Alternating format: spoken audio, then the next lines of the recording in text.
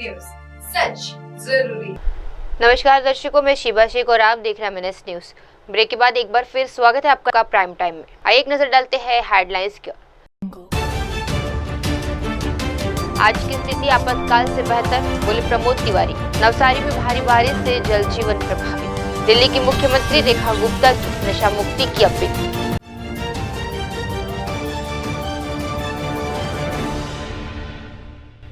आप देख रहे हैं MNS न्यूज, सच जरूरी। आइए देखते हैं खबर विस्तार से। आज की स्थिति आपातकाल से बेहतर, बोले प्रमोद तिवारी। दिल्ली में राजनीतिक उमस समय गर्मा गई है जब भाजपा ने 25 जून को संविधान हत्या दिवस के रूप में मनाया। इस पर कांग्रेस सांसद प्रमोद तिवारी ने तीखी प्रतिक्रिया दी। उन्होंने भाजपा पर निशाना साधते हुए कहा, वे भाजपा आपातकाल की बात करते हैं, लेकिन आज की स्थिति आपातकाल से भी बेहतर है। हर जगह डर का माहौल है, संस्थाएं दबाव में है और लोकतंत्र खतरे में है। उन्होंने आगे कहा, आपातकाल के बारे में बार बार बात करना बंद करें। इसके बजाय हिमाचल प्रदेश में जो भीषण आपदा आई है उस पर ध्यान दें। वहाँ लोग मर रहे हैं, बह रहे हैं, तबाही मच रही है। देश के लिए जब कुर्बानियां और बलिदान देता है तो उसी इंदिरा गांधी जिसकी आप आलोचना कर रहे हो, आतंकवाद से लड़ते हुए इन्हीं इंदिरा गांधी ने अपने प्राणों की आहुति दी। प्रणाम करो, श्रद्धांजलि दो भाजपा वालों। आपका रिकॉर्ड, ट्रैक रिकॉर्ड बहुत खराब रहा है आतंकवाद के सामने। लेट जाते हो आप घुटने के बल। आपका रिकॉर्ड अमेरिका से तुलना कर दूं, मोदी जी ने 3 दिन के अंदर ही कल 17वीं बार कहा है ट्रंप ने कि उसने इंडिया और पाकिस्तान का सीज फायर कराया। आप लेट गए, झुक गए, मोदी जी झुक गए। और इंदिरा गांधी ने निक्सन को जो ललकारा था, 7वें बेड़े के साथ जो सलूक किया था, उसे सलूट करो गृह मंत्री के नाते। प्रधानमंत्री अपने इतिहास को इंदिरा गांधी से तुलना मत करो, कांग्रेस से तुलना मत करो, वरना मुझे तुलना करनी पड़ेगी। जब हम कह रहे थे अंग्रेजों भारत छोड़ो, देश को हम आजाद करा रहे थे, तो आपके संगठन अंग्रेजों की फौज में भर्ती होने का संदेश दे रहे थे। हमारा देशभक्ति से भरा इतिहास है। आपका इतिहास कमजोर और कई मौकों पर मैं बहुत ही संयम के साथ इस्तेमाल कर रहा हूं, कमजोरी का इतिहास है, बुजदिली का इतिहास। सर, लेकिन इसको कैसे देखते हैं आप, जो आपने ट्रंप की बात का जिक्र भी किया, उन्होंने 17वीं बार फिर बोला है, आपकी पार्टी कह रही है कि चीन के ऊपर हो, प्रधानमंत्री पे हमला बोला। प्रधानमंत्री को सिर्फ अपनी वाहवाही का शौक है, अपनी वाहवाही के लिए कुछ भी करा देते हैं, चाइना को क्लीन चिट दे देते हैं और जो धमकी देते हैं ट्रंप, उनके आगे सरेंडर हो जाते हैं। आत्ममुग्धता और आत्म प्रशंसा भारत के प्रधानमंत्री की 2 सबसे बड़ी कमजोरी है। उनकी प्रशंसा कर दो तो वो देश का हित दांव पे लगा देते हैं। मैं 2 उदाहरण कोट कर रहा हूं। आज उनके रक्षा मंत्री चीन है ना, इसी चीन ने गलवान घाटी में हमारी जो गश्त थी, जो परमिटेड थी, उसको रोका। उनकी उपस्थिति थी चीन के सैनिकों की, हमारे 21 सैनिक शहीद हुए। प्रधानमंत्री क्या बोले, न कोई आया है, न कोई है, न कोई गया है। एक कमजोर प्रधानमंत्री की निशानी। ट्रंप आज 17वीं बार बोल रहा है। आपके टेलीफोन की वार्ता हो चुकी है 36 मिनट की, उसके बाद बोल रहा है कि मैंने सीज फायर कराया। अरे मोदी जी, इंदिरा जी से प्रेरणा लो और दम लो, ललकार के कहो कि वो गलत बोल रहा है, पर आप गलत इसलिए नहीं बोलोगे, ट्रंप की बात को इसलिए नहीं काटोगे कि आप में काटने का नैतिक साहस नहीं है। मत तुलना करो इंदिरा गांधी की। बात कर रहे हो इमरजेंसी की, आज इमरजेंसी से बुरे हालात। आप देखो ना, गवर्नर 1-1 साल रुके हुए बिल, जो केंद्र का ड्यू है राज्यों का, वो आप देते नहीं हो। कर्नाटक, सारे गैर भाजपाई हुकूमत, आज बाढ़ आई हुई हिमाचल में। पिछली बार का जो बकाया मिलना चाहिए था अभी तक नहीं मिला। पिछली बार का जो देना था आपको नहीं दिया। कल से आई। अब मैं कहता हूं ये इमरजेंसी की घंटी बजाना बंद करो। हिमाचल में जो तबाही हो रही है उसके लिए धन अलॉट करो।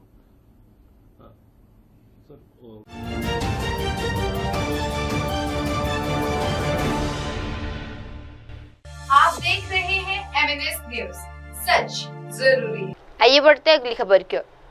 नवसारी में भारी बारिश से जल जीवन प्रभावित। गुजरात के नवसारी जिले में भारी बारिश का कहर जारी है। चिखली क्षेत्र में कावेरी नदी का जल स्तर बढ़ने के कारण तट पर स्थित प्रसिद्ध ताड़केश्वर महादेव मंदिर आंशिक रूप से जलमग्न हो गया है। लगातार हो रही बारिश ने न सिर्फ जल जीवन प्रभावित किया है बल्कि धार्मिक आस्था के इस पवित्र स्थल को भी अपनी चपेट में ले लिया है। मंदिर परिसर में पानी भरने से श्रद्धालुओं की आवाजाही पर असर पड़ रहा है और प्रशासन ने लोगों से सावधानी बरतने की अपील की है।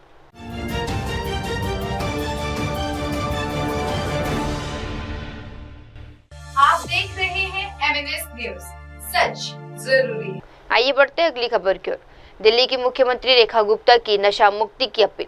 नशीली दवाओं के दुरुपयोग और अवैध तस्करी के खिलाफ अंतर्राष्ट्रीय दिवस 2025 के अवसर पर आज दिल्ली में एक विशेष कार्यक्रम आयोजन किया गया। इस कार्यक्रम में दिल्ली की मुख्यमंत्री रेखा गुप्ता ने शिरकत की और समाज को नशा मुक्त बनाने का संदेश दिया।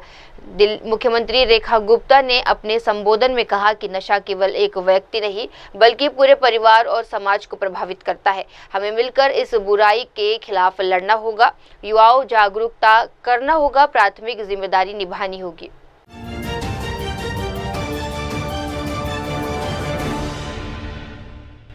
आप देख रहे हैं MNS न्यूज, सच जरूरी। आइए बढ़ते हैं अगली खबर की ओर। किरेन रिजिजू का बयान, लोकतंत्र बचाना हर भारतीय की जिम्मेदारी। केंद्रीय मंत्री किरेन रिजिजू ने एक अहम बयान देते हुए कहा कि लोकतंत्र की रक्षा हर भारतीय की जिम्मेदारी है। उन्होंने बताया कि प्रधानमंत्री नरेंद्र मोदी के नेतृत्व में हाल ही में कैबिनेट में एक विशेष प्रस्ताव परिषद किया गया। रिजिजू ने कहा 1975 में देश में आपातकाल लागू किया गया था। उसे काले दिन को आज 50 साल पूरे हो चुके हैं। हम जनता के बीच जाकर ये संदेश दे रहे हैं कि देश में फिर कभी ऐसा दिन न लौटे। इस कारण हम 25 जून को संविधान हत्या दिवस के रूप में भी मना। कल कैबिनेट में आदरणीय प्रधानमंत्री नरेंद्र मोदी जी के नेतृत्व में हम लोगों ने प्रस्ताव पारित किया है। भारत दुनिया का सबसे बड़ा लोकतंत्र है और इतना बड़ा लोकतांत्रिक देश में लोकतंत्र जीवित रहे, ये हम सबका जिम्मेदारी है।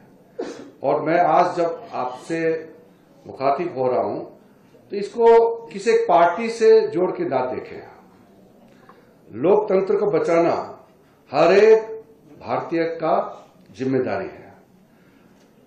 1975 में जून 25 का आधी रात और जब 26 का सुबह हो रहे थे, उस रात को इस देश में इमरजेंसी थोपी गई। इमरजेंसी का सबसे बड़ा प्रकोप जिसको नुकसान हुआ है एक तरीके से मीडिया ही है, क्योंकि सबसे पहले तो मीडिया का गला को घोंट दिया गया। इसलिए जब मैं मीडिया से बात कर रहा हूं तो ज्यादा मुझे उजागर करने का कोई आवश्यकता नहीं है, आप भले भांति इसको जानते हैं। आज हम जब 50 साल हो गए हैं इमरजेंसी लागू किए, इसका हम विशेष रूप से जनता का बीच में फिर से एक प्रतिबद्धता के साथ हम इसलिए जा रहे हैं कि दोबारा ऐसा काला दिन कभी ना आए हमारे देश में। इसलिए इसको हम संविधान हत्या दिवस के रूप में भी मनाया जा रहा है। कैबिनेट ने इसलिए पास किया कि वो कैबिनेट देश को संचालित करने का जिम्मेदारी है और देश का कैबिनेट ने जो रेजोल्यूशन पास किया इसको जन जन तक ले जाना हमारा दायित्व है। इसलिए हिमाचल प्रदेश ये देवभूमि है, बहुत ही खूबसूरत प्रदेश है, इतने अच्छे लोग हैं और यहाँ अच्छे वातावरण में लोकतंत्र फले फले और देश भर में शिमला से हिमाचल से अच्छा मैसेज जाए, ये भी मेरा मन में इच्छा है।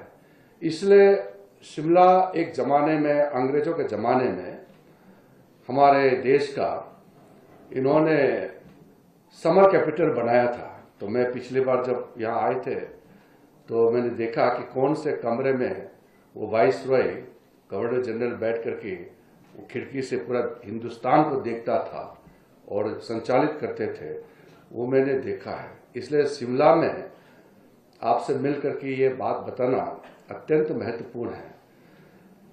तो जब इमरजेंसी लागू हुआ तो हमारे देश के जितने भी बड़े नेता थे सबको तो जेल में डाल दिया। आम आदमी का जो फ्रीडम है, संवैधानिक अधिकार है, सब समाप्त कर दिया गया। एक परिवार देश से ऊपर बन गया और जब एक परिवार, एक व्यक्ति देश और संविधान से ऊपर हो जाता है तो फिर लोकतंत्र मर जाता है। इसलिए इसको 50 साल पहले का घटना करके भूलना नहीं है, बल्कि इसका याद को और ताजा करके लोगों तक पीढ़ी दर पीढ़ी तक बताना चाहिए कि ऐसा हिम्मत कोई नेता, कोई भारत का नागरिक दोबारा ना करे। संविधान का हत्या, संविधान के स्पिरिट को खत्म करने का जो जरूरत की कभी ना हो, ये हम सबका जिम्मेदारी है। मैं विस्तृत रूप से नहीं जाऊंगा क्योंकि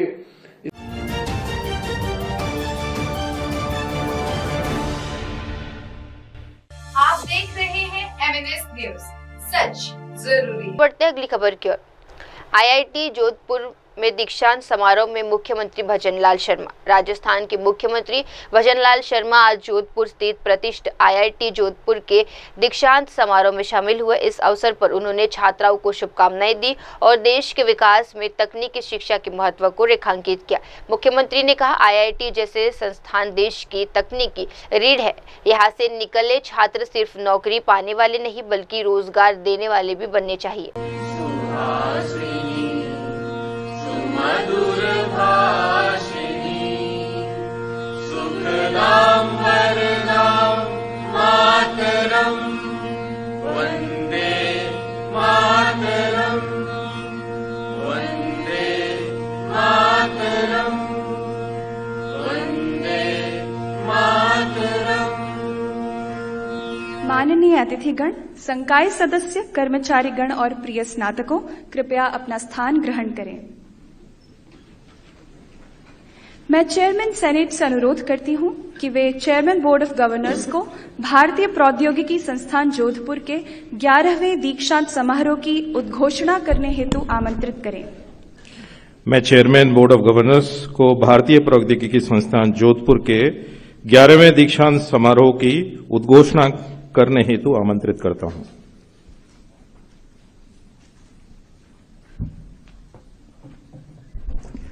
I declare the convocation open.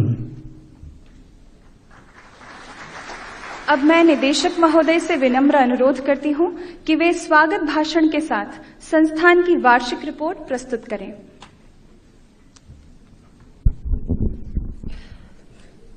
Chief guest of today's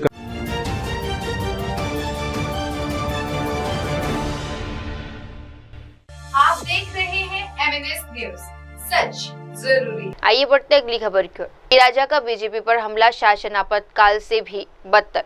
25 जून को जब भारतीय जनता पार्टी ने संविधान हत्या दिवस के रूप में आपातकाल की 50वीं बरसी को चिन्हित किया, तब भारतीय कम्युनिटी पार्टी CPI के महासचिव डी राजा ने केंद्र सरकार पर तीखा हमला बोला है। उन्होंने कहा, हम हर दिन दलितों, आदिवासियों और अल्पसंख्यकों, खासकर मुस्लिम समुदाय पर अत्याचार बढ़ते देख रहे हैं। आज भारत में जो हो रहा है वे आपातकाल से भी बदतर है। हमें पहले भी इतना अहंकारी और तानाशाही शासन नहीं देखा जैसे कि आज है। डी राजा ने प्रधानमंत्री नरेंद्र मोदी, भाजपा और RSS पर डॉक्टर भीमराव अंबेडकर द्वारा निर्मित संविधान को बदलने की कोशिश का भी आरोप लगाया।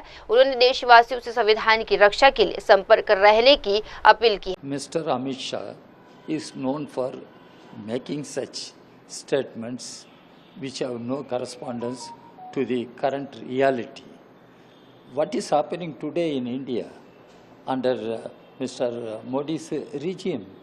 Constitution is undermined, Parliament is being made redundant, and the social harmony is being debased, and every day we come across the increasing atrocities on Dalits, Adivasis, increasing atrocities on minorities, including Muslims. What is happening today in India? It is worse than emergency.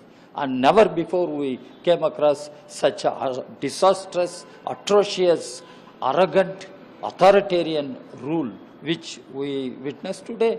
This is what we should understand. What Mr. Modi is doing, what BJP RSS combine is doing, they try to replace the present constitution given to us by Dr. Ambedkar and galaxy of leaders, and they want to change the character of Indian state, which is supposed to be welfare state. They want to change that character and make Indian state as a fascist state. They want to impose a monolithic, illiberal, medieval socio-political order on the people of India. This is worse and very disastrous, and this poses grave threat to the very unity of the country, India is a country with tremendous diversities. Unity in diversity is considered to be the strength of India. And what BJP RSS combine is doing, they want to destroy this, and this is what we say worse than emergency which everybody is speaking about.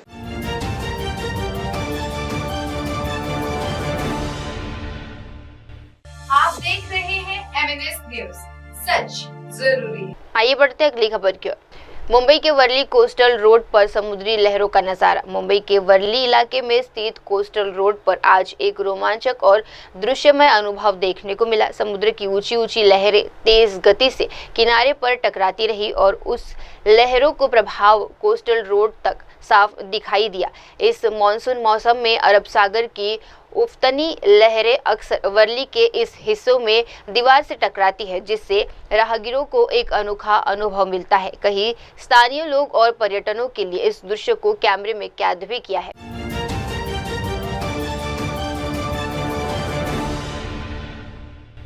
आप देख रहे हैं MNS news, सच जरूरी। बढ़ते अगली खबर की ओर।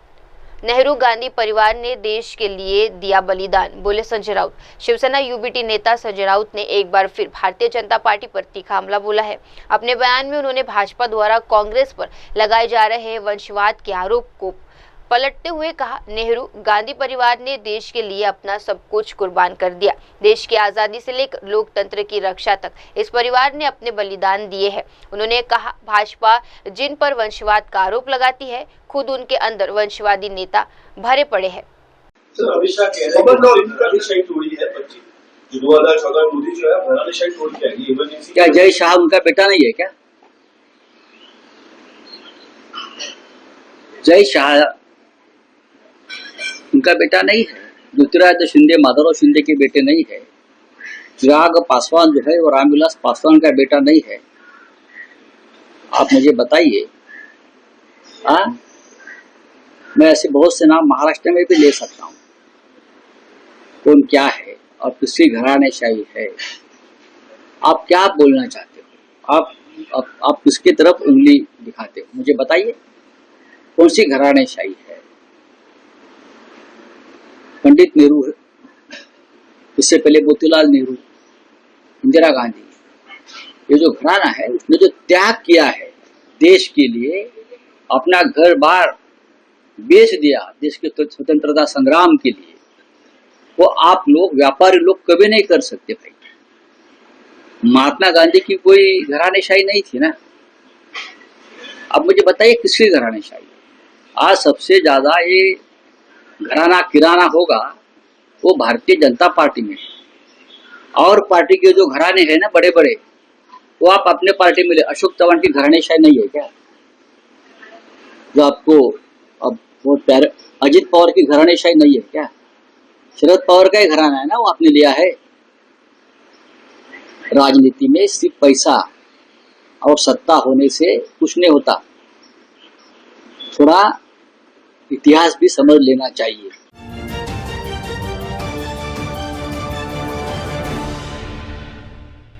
आप देख रहे हैं MNS न्यूज, सच जरूरी। आइए बढ़ते हैं अगली खबर की ओर। भागवत मान ने चंडीगढ़ में प्रेस कॉन्फ्रेंस की। पंजाब सरकार की योजनाओं पर रखी बात।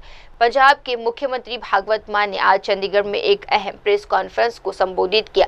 अपने चिरपरिचित शैली में मुखर होते हुए उन्होंने राज्य से जुड़ी कई महत्वपूर्ण योजनाओं, नीतियों और मुद्दों पर बात की। हालांकि प्रेस कॉन्फ्रेंस का मुख्य फोकस किसी विषय पर था ये स्पष्ट नहीं है, लेकिन मुख्यमंत्री मान ने ये दोहराया कि उनकी सरकार जनता से जुड़े वादों को निभाने के लिए पूरी तरह प्रतिबद्ध है। उन्होंने कहा, पंजाब के लोगों ने हम पर विश्वास जताया है और हम उस विश्वास को मजबूत करने के लिए हर स्तर पर काम करेंगे। पर किसी दे घरें सत्थर विछा के चिट्टे रंग दे जां किसी दे घरें साडियां मावां भैणां दियां जिहड़ियां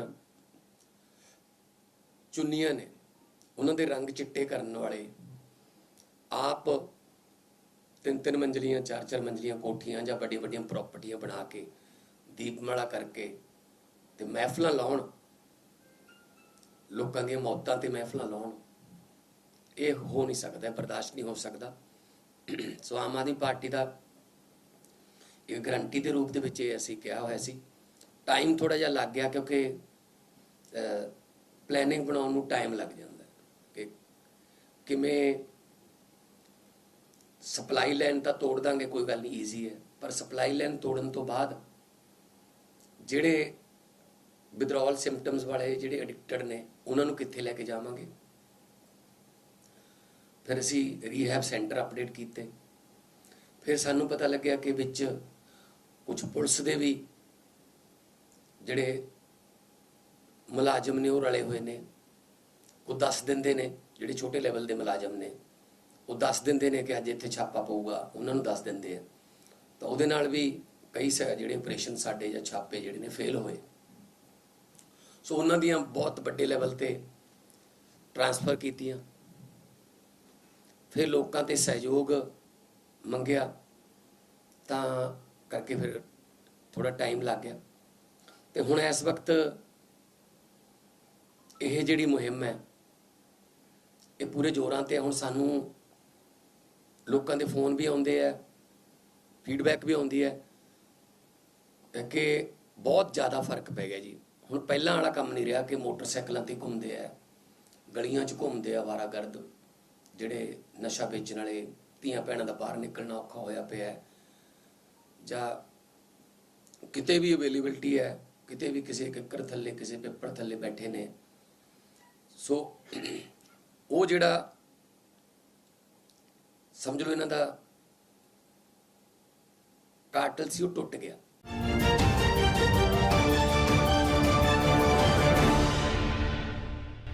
आप देख रहे हैं MNS न्यूज, सच जरूरी। आइए बढ़ते अगली खबर की ओर। हम चाहते हैं डेटा और डिजिटल वारंट लिस्ट, बोले पवन खेरा। कांग्रेस नेता पवन खेरा ने आज चुनाव आयोग द्वारा विपक्ष के नेता राहुल गांधी को लिखे गए पत्र पर प्रतिक्रिया दी है। उन्होंने कहा कि कांग्रेस की मांगे पूरी तरह लोकतांत्रिक और पारदर्शिता सुनिश्चित करने वाली है। पवन खेरा ने कहा, चुनाव आयोग के सचिवालय ने राहुल गांधी को पत्र लिखकर चुनाव आयुक्त से मिलने के लिए आमंत्रित किया है।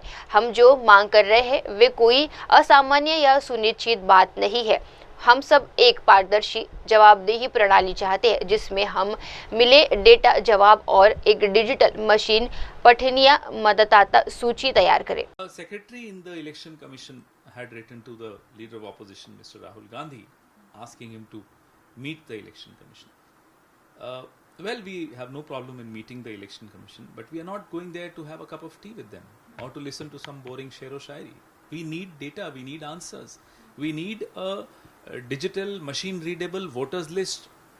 One, the machine digital readable voter list of Lok Sabha election Maharashtra and of the Vidhan Sabha election Maharashtra, 5 months gap and 40 lakh new votes. So all those answers can only be found once we have those lists. We've also asked for the video footage of the polling day, both for Maharashtra and Haryana. You give them these things to us and we'll come and meet you and have a cup of tea. Sir, how hopeful you are that they are going to respond and in giving you... Well, it's not in their hands. They are being controlled completely by the PMO. Sir, also we talk about Home Minister Amit Shah has given a statement where he said that divine justice has happened in 2014 as Modi fought Indira's dictatorial ideas and uprooted dynastic politics. Modi is desperate to be compared to any member of the Gandhi family.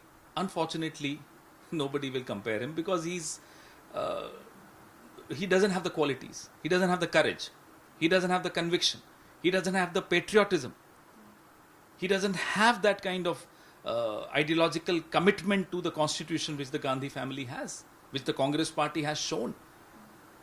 They are very worried that because of his new name, Surrender Modi, people are remembering Indira ji and her stand, the bold stand that she took during 1971.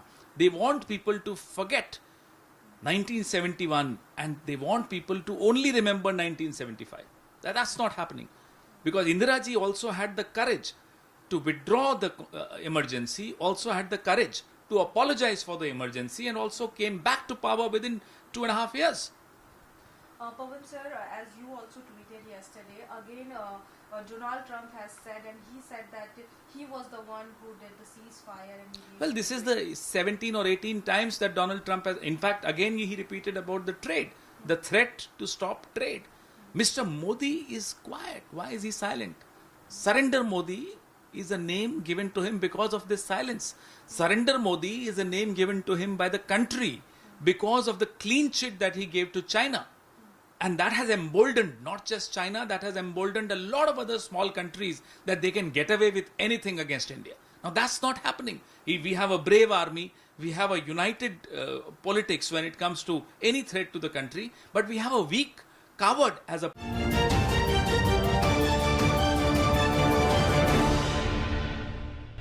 आप देख रहे हैं MNS news, सच जरूरी। आइए बढ़ते अगली खबर की ओर। 50 साल पहले की घटना आज भी प्रासंगिक, बोले दिनेश शर्मा।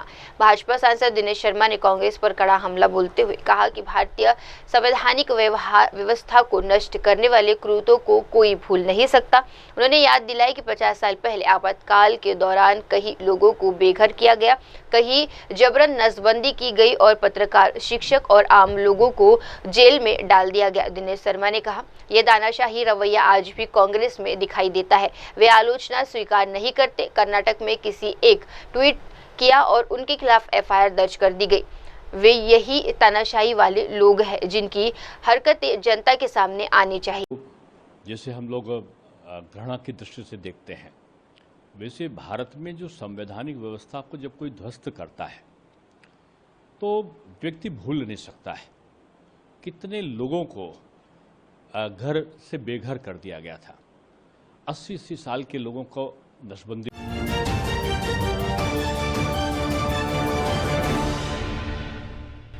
आप देख रहे हैं MNS न्यूज, सच जरूरी। आइए बढ़ते अगली खबर की ओर। कन्या कलवानी का आयोजन, मुख्यमंत्री भूपेंद्र पटेल ने किया समारोह का उद्घाटन। मुख्यमंत्री भूपेंद्र पटेल ने हाल ही में आयोजित कन्या कलवेनी महोत्सव और स्कूल प्रवेश उत्सव 2025 में भाग लिया। इस खास मौके पर उन्होंने मौजूद जनता को संबोधित करते हुए शिक्षा के महत्व पर जोर दिया। मुख्यमंत्री ने कहा, शिक्षा ही किसी भी समाज का आधार है। खासकर लड़कियों की शिक्षा से ही समाज में सकारात्मक बदलाव आता है। हम सबका कर्तव्य है कि कन्या शिक्षा को बढ़ावा दे और हर बच्ची को स्कूल तक पहुंचे। माननीय वडाप्रधान श्रीए खास भार મૂક્યો છે। શાળા, શિક્ષક અને શિક્ષણ, આ ત્રણેય વસ્તુ એક રીતે એટલે એક લાઈનમાં આગળ વધે તો ને તો જ સમાજનું ઉત્થાન છે। સમાજની સાથે તાલુકો હોય તો તાલુકો, ગામ હોય તો ગામ, જિલ્લો, જિલ્લાથી શહેર અને શહેરથી રાજ્ય અને રાજ્યથી દેશ। એટલે જે માનનીય વડાપ્રધાન શ્રીની સંકલ્પ છે કે આપણે ભારતને વિકસિત ભારત બનાવવું છે અને જો વિકસિત ભારત બનાવવું હશે તો કોઈ એક શહેર કે એક રાજ્ય આગળ વધી જશે તો નહીં ચાલે। એટલે આપણે દરેકે દરેક ખૂણામાં છેવાડાનો માનવી કેવી રીતે મુખ્ય પ્રવાહમાં આવે એના માટેનો હર હંમેશ પ્રયત્ન કર્યો છે।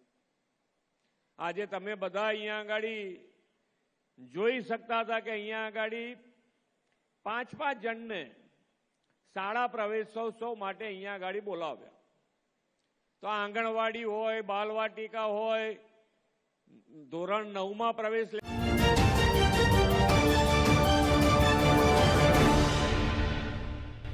आप देख रहे हैं MNS न्यूज, सच जरूरी। आइए बढ़ते अगली खबर की ओर। दिल्ली हमारी सांस्कृतिक पहचान का हिस्सा, बोले अमित शाह। दिल्ली में आज एक केंद्रीय गृह मंत्री अमित शाह ने राजभाषा विभाग के स्वर्ण जयंती समारोह में भाग लिया।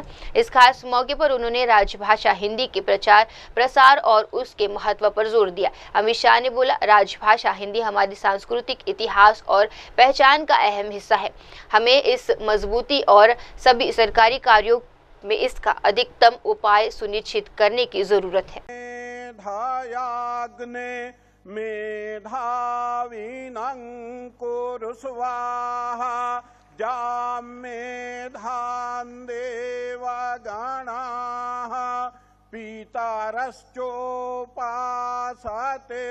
तया मध्यमेधायाग्ने मेधाविनं कुरु स्वाहा मेधामे वरुणो ददातु मेधामग्निः प्रजापतिः मेधामिन्द्रश्च वायुश्च मेधान्धाता ददातु मे स्वाहा हरिः ओम। बहुत बहुत आभार माननीय केंद्रीय गृह मंत्री महोदय का और सभी मंचासीन विभूतियों का दीप प्रज्वलन के लिए। आभार प्रोफेसर देवेंद्र मिश्रा का वैदिक मंत्रोच्चारण के लिए। मैं निवेदन करूंगा सचिव राजभाषा विभाग श्रीमती अंशुली आर्या जी से कि सबसे पहले इस कार्यक्रम में जिनकी गर्मावी उपस्थिति से हम सब अभिभूत हैं, माननीय केंद्रीय गृह एवं सहकारिता मंत्री श्री अमित शाह जी को यहाँ उनका स्वागत, उनका अभिनंदन करें, वंदन करें, जिनके मार्गदर्शन में राजभाषा और सभी भारतीय भाषाएं निरंतर प्रगति की राह पर आगे बढ़ रही हैं, आपसी तालमेल और सामंजस्य के साथ बढ़ रही हैं। तो करतल ध्वनि आप सबकी तरफ से होगी। एक पुस्तक भेंट करते हुए 50 वर्षों की इस यात्रा को समर्पित ये पुस्तक, जिसको भेंट करते हुए माननीय केंद्रीय गृह मंत्री महोदय का बहुत बहुत स्वागत, अभिनंदन है।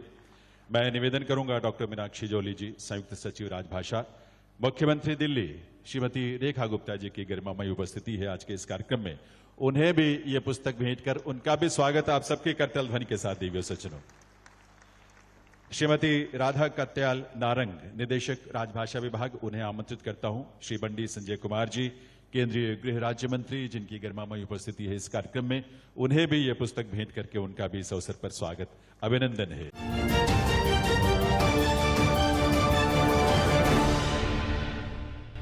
आप देख रहे हैं MNS न्यूज, सच जरूरी। आइए बढ़ते हैं अगली खबर की ओर। जम्मू के बसंतगढ़ बहाली में मुठभेड़ जारी। जम्मू के बसंतगढ़ क्षेत्र में बहाली इलाके में सुरक्षा बलों और आतंकवादियों के बीच मुठभेड़ जारी है। जम्मू जोन में आईजीपी भीम सेन ड्यूटी ने बताया कि आज सुबह करीब 8:30 बजे आतंकवादियों से संपर्क स्थापित हुआ। उन्होंने आगे कहा, तलाश अभियान अब भी जारी है। मौसम खराब होने की वजह से ऑपरेशन में कुछ रुकावट आ रही है। मौसम साफ होने के बाद पूरी स्थिति स्पष्ट हो जाएगी। हमारे पास जानकारी है कि इस क्षेत्र में लगभग 4 आतंकवादियों का समूह मौजूद है। जी, बसंतगढ़ में इनकाउंटर हुआ है। अभी कांटेक्ट एस्टेब्लिश हुआ था सुबह तकरीबन 8:30 बजे। सर्च अभियान अभी चल रहा है। मौसम खराब है। मौसम क्लियर होने के बाद सारी जो स्थिति है वो स्पष्ट होगी। सर, अमरनाथ यात्रा को लेकर किस तरह से अलर्ट है हमारी सिक्योरिटी फोर्स? अमरनाथ यात्रा को लेकर के जो सुरक्षा व्यवस्था पहले से जितनी हम लोग उपलब्ध कराते थे पूर्व के सालों में, उस बार उससे कहीं बढ़ चढ़ करके सुरक्षा उपलब्ध कराई गई है। इसको 2-3 अपने रीजन से मैं सपोर्ट करना चाहूंगा अपने वक्तव्य को। पहला तो जो सीपीएमएफ की कंपनियां जितनी उपलब्ध कराई जाती थी उससे इस बार कहीं ज्यादा कंपनियां उपलब्ध कराई गई हैं। दूसरा, ऐसे इलाके जहां पहले हम सुरक्षा को बिल्कुल स्केलेटल डिप्लॉयमेंट रखते थे, इस बार उसको वहां पर काफी बड़ी मात्रा में सुरक्षा बल उपलब्ध करा करके उसको हम लोग पहले से ज्यादा चौबंद कराने की कोशिश कर रहे हैं। बसंतगढ़ में कितने लोगों का ग्रुप है और कब से ये एक्टिव है? ये पिछले साल से इनकी उपस्थिति की हमें खबर थी, जो आज कांटेक्ट हुआ। हमारे मुताबिक ये एक ग्रुप था जिसमें 4 टेररिस्ट थे। सर जैसे यात्रा आ रही है तो कठुआ भी पिछले काफी दिनों से नेशनल हाईवे का एरिया जो हॉट रहा है, तो लखनपुर से लेकर जम्मू तक के सिक्योरिटी के इंतजाम हैं। पहले से बेहतर सुरक्षा उपलब्ध कराने की हम लोगों ने कोशिश की है। एक तो रोड ओपनिंग पार्टी जो पहले इस इलाके में नहीं होती थी, इस स्टेज में, इस बार हम वो भी उपलब्ध कराएंगे लोगों को।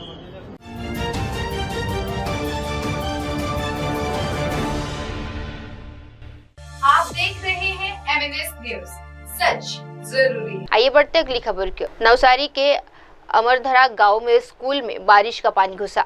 गुजरात के नवसारी जिले में चिखली तालुका स्थित अमरधरा गांव में एक सरकारी स्कूल में तेज बारिश के कारण पानी घुस गया है। इस वजह से स्कूल परिसर में जल प्रभाव हो गया है और पढ़ाई लिखाई प्रभावित हो रही है। स्थानीय लोगों ने बताया कि लगातार हो रही बारिश से स्कूल की छत और दीवारों में दरारें भी आ गई है। प्रशासन ने फिलहाल स्थिति का आकलन करने और प्रभावित छात्रों के लिए वैकल्पिक इंतजाम करने का आश्वासन दिया है। अब वक्त हो चला है दर्शकों छोटे से ब्रेक के बाद भी जुड़े रहिए, देखते रहिए मेरे सहयोगी मिनल के साथ देश की तमाम बड़ी खबरें। धन्यवाद। हाय, मैं हूं तापसी पन्नू और आप देख रहे हैं MNS न्यूज। आप देख रहे हैं MNS न्यूज, सच जरूरी।